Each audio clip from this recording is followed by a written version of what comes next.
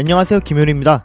오늘 준비한 이야기는 리버풀과 아스날 경기입니다. 경기는 아스날이 전반전에 완전히 리드를 잡았지만 전반 막판부터 리버풀이 흐름을 잡기 시작하면서 끝까지 리버풀이 분위기와 경기를 주도했던 경기가 되었습니다. XG값과 전체적인 스탯을 보더라도 리버풀의 XG값이 3.96으로 나왔고 아스날은 1.41로 나왔는데요. 이 수치는 리버풀이 전반전에는 1.08로 나왔지만 후반전은 2.88로 나오면서 리버풀이 후반전에 크게 주도했다는 것을 간접적으로 알려주는 수치입니다. 심지어 박스 내의 슛도 리버풀이 19번으로 보여준 점도 어마어마한 기록이었습니다. 이런 리버풀을 전반전에 아무것도 못하게 만들었던 아르테타의 전술도 굉장히 훌륭했는데요. 그래서 오늘 분석에서는 전반전에 아르테타가 어떤 방식으로 리버풀의 공격을 제어했는지, 빌드업은 어떻게 풀어갔는지와 리버풀이 후반전에 어떤 이유에서 기회를 많이 잡을 수 있었는지를 짚어보려고 합니다. 아스날부터 먼저 보면 아르테타는 4-3-3 형태로 경기를 준비했습니다. 아스날은 큰 틀에서 크게 변화된 점은 없었는데요. 벤 화이트와 진첸코를 활용한 백스리와 투볼란치 조합이 그대로 가동되었습니다. 앞에는 자카와 웨데고르가 위치한 채로 3-2-5 같은 형태가 만들어졌는데요. 자, 이렇게만 놓고 봤을 때 아스날이 후방에서 운영하는 방식이 살짝 맨시티를 떠오르게 만들고 있죠. 리버풀은 사실상 이 경기가 맨시티와의 경기에서 유사하게 오버랩되는 면이 분명 있었을 겁니다. 그래서 리버풀이 어떻게 준비했는지도 꽤 지켜볼만 했는데요.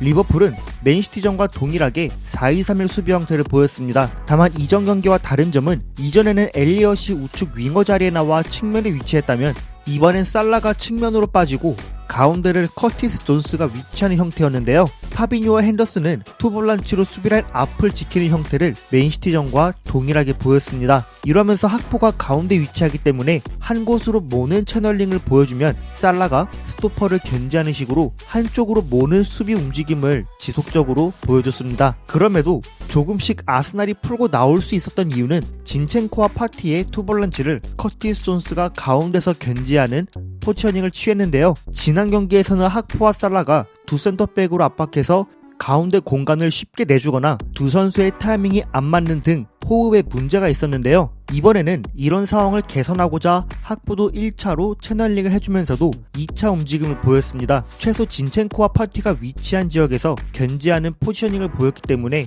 후방에서 아스날이 U자로 전환이 가능했습니다. 때문에 이후 이런 지역까지 접근이 가능했는데 지난 영상에서 이 지역을 5번 존과 10번 존으로 불렀죠. 맨시티는 이 두 공간을 공격형 미드필더가 내려와서 점유하게 만들었지만 아스널은 자카와 웨데고르도 내려오려는 움직임은 보였지만 되도록이면 센터백들이 전환을 통해 전진할 수 있게 만들었습니다. 기본적으로 센터백이 전진하기 좋은 환경이었던 이유는 리버풀이 측면으로 아스날을 몰아넣고 압박하는 과정에서 간격이 좁혀지고 앞서 말한 방식대로 아스날이 풀리면 반대편 센터백이 볼을 몰고 전진할 수 있었습니다. 맨시티와 아스날이 리버풀을 상대할 때는 이 부분이 차이가 있었다고 볼 수 있겠습니다. 그래서 로버트슨과 아놀드는 이런 공간에서 아스날의 윙어들이 볼을 소유하려고 할 텐데 특히 사카가 이동하면서 볼 컨트롤 하는데 굉장히 능한 선수이기 때문에 지역을 점프해서 윙어가 등진 상태에서 강하게 견제해야 했습니다.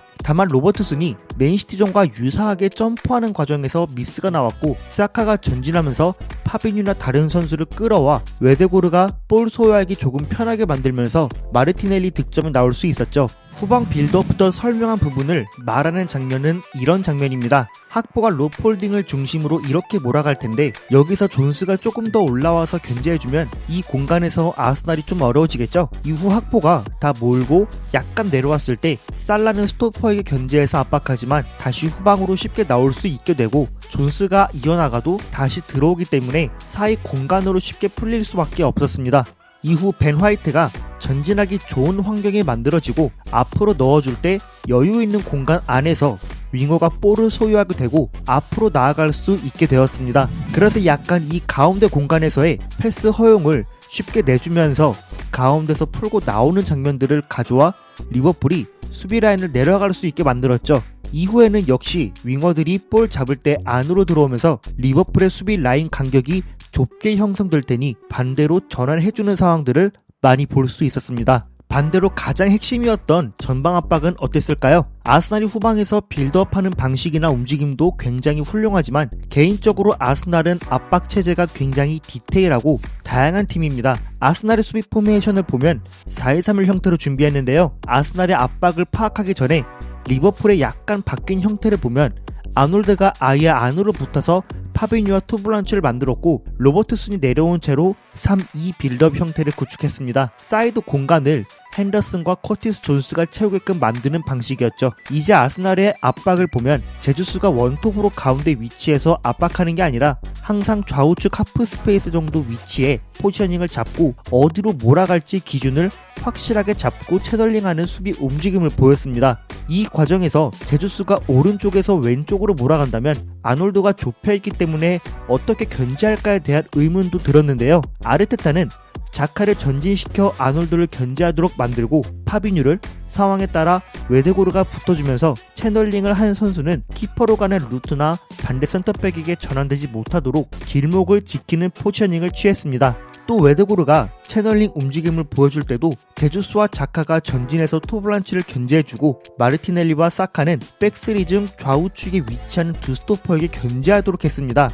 이런 상황에서 앞을 내다봐도 사이드로 나와야 할 핸더슨이나 커티스 존스가 진첸코와 파티에게 견제당하기 때문에 이 두 명이 내려와서 받아줘도 뒤에서 묻어버리는 수비 움직임을 가져갔습니다. 때문에 후방에서 리버풀의 빌드업이 좌우로 이동할 수밖에 없었고 그나마 우측면에서 핸더슨이 높게 전진했을 때 가브리엘이 살라를 견제하지만 앞에 넓은 공간 속에서 살라가 키핑해주고 핸더슨이나 학포를 향해 찔러주는 패턴으로 카운터를 노릴 수밖에 없었죠. 이 장면을 보면 사카가 로버트슨에게 견제해주고 웨데고르가 키퍼 거치면서 압박해줄 때 파티는 커티스 존스한테 타이트하게 붙고 자카는 파티, 제주스는 아놀드, 그리고 마르티넬리는 지금 볼이 코나테한테 오기 기다렸다가 압박하는 준비를 보이고 있습니다. 키퍼를 통해 길게 전환되어 풀렸지만 벤 화이트도 조타를 견제할 정도로 아스날은 백스리 체제에서 타이트한 압박을 보여줬다고 볼 수 있습니다.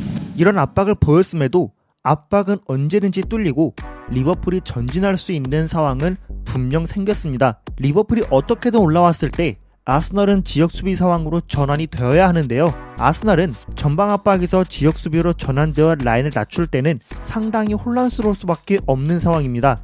왜냐면 진첸코나 벤 화이트는 이미 핸더슨과 조타를 견제하기 위해 변칙적인 포지셔닝을 프리하게 이동하기 때문에 만약 여기서 뚫리게 되면 가브리엘이나 로폴딩 또는 파티가 과감하게 수비 라인으로 자리로 백업해주면서 풋백을 완성해야 하기 때문입니다. 이 과정에서 아스날은 빠르게 내려와서 4-4 형태, 최소 4-2 형태까지는 만들어야 하는데요. 4-2 형태가 됐을 때 선수들은 자신이 원래 맡은 그 자리가 아니지만 그 자리에서 최대한 리스크를 감수해서 플레이를 해야 했습니다. 그러나 수비 형태가 4-2가 만들어지고 각자가 위치한 자리에서 임무 분담이 잘 되지 못한 부분이 굉장히 컸습니다. 또한 아놀드가 안쪽으로 좁히는 포지셔닝을 마르티넬리가 견제도 하면서 4-4 지역 수비 형태에서 내려와 수비 가담을 하지 않았기 때문에 지속적으로 풀백이 상대 윙어에게 나오면서 간격이 넓어지는 상황들이 발생했는데요.